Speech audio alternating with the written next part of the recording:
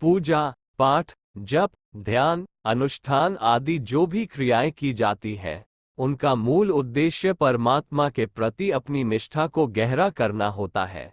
ज्यों ज्यों निष्ठा गहरी होती जाती है, त्यों त्यों परमात्मा का प्रेम भाव धीरे धीरे परिपक्व होकर भक्ति का रूप धारण कर लेता है। इस प्रकार उपासना का मूल तात्पर्य ईश्वर के प्रति प्रेम का विकास करना ही है। परमात्मा के प्रति विकसित प्रेम जब अपनी चरमावधि में पहुंचता है, तब केवल परमात्मा तक ही सीमित नहीं रहता, वह विश्व रूप परमात्मा तक फैल जाता है। सच्चे भक्त और परमात्मा के सच्चे प्रेमी की पहचान यही है कि उसका प्रेम भाव संसार के सारे जीवों के प्रति प्रवाहित होता रहता है। कोई व्यक्ति कितनी ही पूजा और ध्यान, जप आदि क्यों न करता हो, पर उसका प्रेम भाव संकुचित हो, उसका प्रचार प्राणी मात्र तक न हुआ हो, तो उसे भक्त नहीं माना जा सकता। भगवान का भक्त, परमात्मा को प्रेम करने वाला अपनी आत्मा और समाज के नैतिक नियमों को प्यार करता है। कारण ये होता है कि नैतिक नियमों में आदर्शवाद का समन्वय होता है और आदर्शवाद का ही एक व्यवहारिक रूप अध्यात्म होता है। अध्यात्म का संबंध आत्मा से और आत्मा का परमात्मा से होता है। संसार से परमात्मा की ओर उन्मुख होने का ये क्रम है। भगवान का भक्त इस पावन क्रम से विमुख नहीं हो सकता। जो परमात्मा को प्रेम करेगा, वह उससे संबंधित इस क्रम में भी प्रेम भाव रखेगा। जिसने आदर्शवाद को प्रेम करना सीख लिया, उसने मानो परमात्मा को पाने का सूत्र पकड़ लिया। परमात्मा के मिलने में अपार आनंद होता है, लेकिन उसकी ओर ले जाने वाले इस क्रम में भी कम आनंद नहीं होता है। जो आत्मा द्वारा स्वीकृत समाज के नैतिक नियमों का पालन करता रहता है, आदर्शवाद का व्यवहार करता है, वो समाज की दृष्टि में ऊंचा उठ जाता है।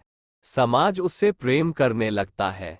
ऐसे भाग्यवान व्यक्ति जहां रहते हैं, उसके आसपास का वातावरण स्वर्गीय भावों से भरा रहता है। कटुता और कलुष का उसके समीप कोई स्थान नहीं होता। जिस प्रकार का निर्विघ्न और निर्विरोध आनंद परमात्मा के मिलने से मिलता है, उसी प्रकार का आनंद आदर्शवाद के निर्वाह में प्राप्त होता है। स्वर्ग की उपलब्धि किसी लोक विशेष की उपलब्धि नहीं है, वह अनुकूल और पावन परिस्थितियों का एक धार्मिक नाम है। जहां सुंदर, सुखदायक और कर्तव्यपूर्ण परिस्थितियां होंगी, वह स्वर्ग ही माना जाएगा। ईश्वर के सच्चे भक्त में प्रेम की जो पावन धारा बहती रहती है, उसके आधार पर उसके चारों ओर की परिस्थितियां भी प्रेमपूर्ण बनी रहती हैं। इसलिए भक्तजन हर समय स्वर्ग में ही। साधन का मंतव्य ईश्वरीय प्रेम प्राप्त करना ही माना गया है। यदि साधना सच्ची है, तो उनका परिणाम प्रेम के रूप में ही मिलना चाहिए। सच्चे साधक का हृदय प्रेम की धारा में परिप्लावित हो जाता है। वह प्राणी मात्र में अपनी आत्मा के दर्शन करने लगता है। आत्मीयता और उदारता प्रेम का ही तो रूप होता है। आत्मीयता का भाव मिलते ही संसार का दुख सुख साधक को अपना दुख सुख मालूम होने लगता है। जिस प्रकार कुएं में मुख डालकर आवाज करने से उसी प्रकार की आवाज कुएं से निकलकर कानों में गूंजने लगती है, उसी प्रकार साधक के हृदय का प्रेम परमात्मा अथवा उसके व्यक्त रूप प्राणियों को प्राप्त होकर पुनः प्रेमी के पास ही वापस आकर उसे आत्मविभोर कर देता है। इसका यह आशय नहीं कि परमात्मा अथवा प्राणी उसके प्रेम को स्वीकार नहीं करते और वह वैसे ही वापस कर दिया जाता है, बल्कि इसका आशय यह है कि जब साधक परमात्मा अथवा प्राणियों को प्रेम करता है, तो उनकी ओर से भी प्रेम पाता है।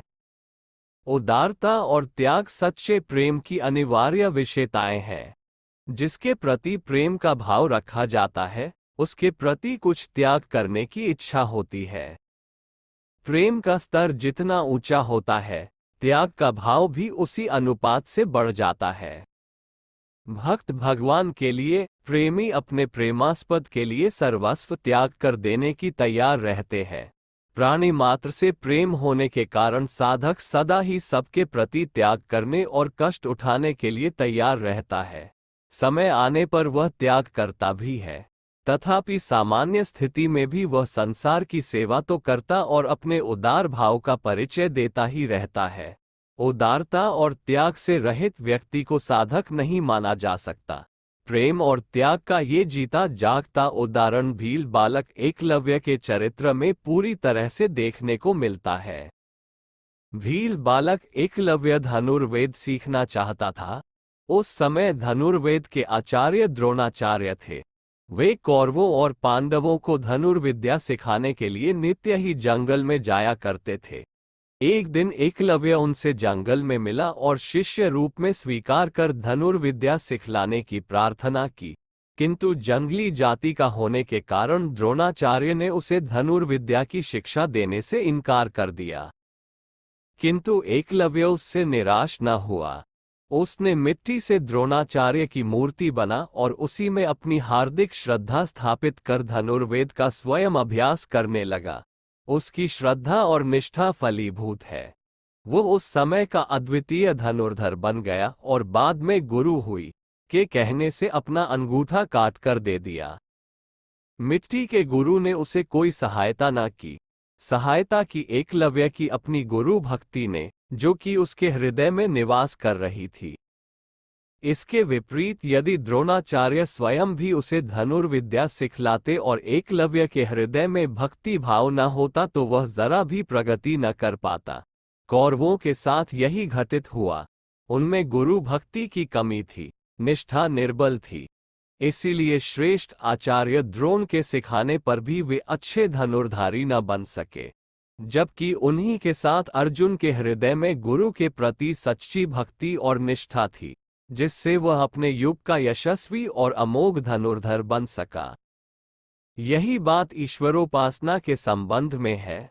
उसकी उपासना चाहे साकार अथवा निराकार रूप में की जाए, यदि श्रद्धा, भक्ति और निष्ठा आदि की, प्रेम प्रवण भाव की कमी रहेगी, तो उपासना किसी भी प्रकार सफल न होगी। इससे स्पष्ट है कि उपासना में पूजा, पाठ, ध्यान, जप, तप आदि की उतनी महत्ता नहीं है, जितनी कि सच्ची प्रेम भावना की। उपासना के रूप में साधक जो भी जप तप पूजा पाठ करता है, उससे वह अपनी निष्ठा और प्रेम भावना को ही परिष्कृत एवं विकसित करता है। इस दिशा में वह जितनी जितनी प्रगति करता जाता है, उतना उतना ही ईश्वरीय अनुभूति का अधिकारी बनता जाता है। साधना का सार प्रेम अथवा भक्ति को ही माना गया है, बाह्य आडंबर को नहीं। साधक यदि इस बात की खबर रखना चाहता है कि उसकी साधना समुचित रूप से विकास की ओर बढ़ रही है या नहीं, तो उसे ये देखना होगा कि उसके हृदय में प्रेम भावना की वृद्धि हो रही है या नहीं। पूजा पाठ तो वह बहुत करता है, किंतु उसकी भावना उसी प्रकार नीरस और कठोर बनी हुई है, तो उसे समझ लेना चाहिए कि उसकी साधना निष्फल जा रही है। विकास की दिशा में वह एक कदम भी आगे नहीं बढ़ रहा है। और यदि वह यह अनुभव करता है कि उसके हृदय में आत्मीयता, उदारता और प्रेम की भावना जाग रही है, तो उसे विश्वस्त रूप से अपने पथ पर चलते जाना चाहिए। उसकी साधना सफलता की ओर जा रही होगी। सच्ची तथा समुचित साधना का लक्षण यही है कि साधक के अंतःकरण में प्रेम की सुधारा प्रवाहित होती चले। उसे दूसरों का दुहक सुख अपना जैसा अनुभव हो और प्राणी मात्र में अपनी आत्मा और अपनी आत्मा में प्राणी मात्र की आत्मा का दर्शन करे। जिस दिन साधक इस सार्वभौमिक प्रेम की अनुभूति करने लगेगा, उसी दिन से वह परमात्मा मिलन की परिधि में प्रवेश कर जाएगा। छल कपट, ईर्ष्या द्वेष आदि दोष प्रेम भाव के बाधक होने के कारण साधक को आगे बढ़ने से रोकते हैं। अपने उद्देश्य की प्राप्ति के लिए साधक को इन पर विजय प्राप्त करना ही होगा।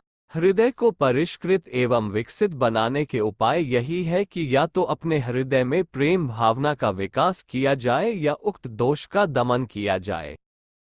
इन दोनों उपायों का परिणाम एक ही होगा। प्रेम का विकास करने से प्रेम में वृद्धि होगी और दोषों का दमन हो जाएगा, और यदि दोषों का दमन कर दिया जाएगा तो अवरोधों के टूट जाने से हृदय में प्रेम भावना का विकास स्वयं ही होने लगेगा।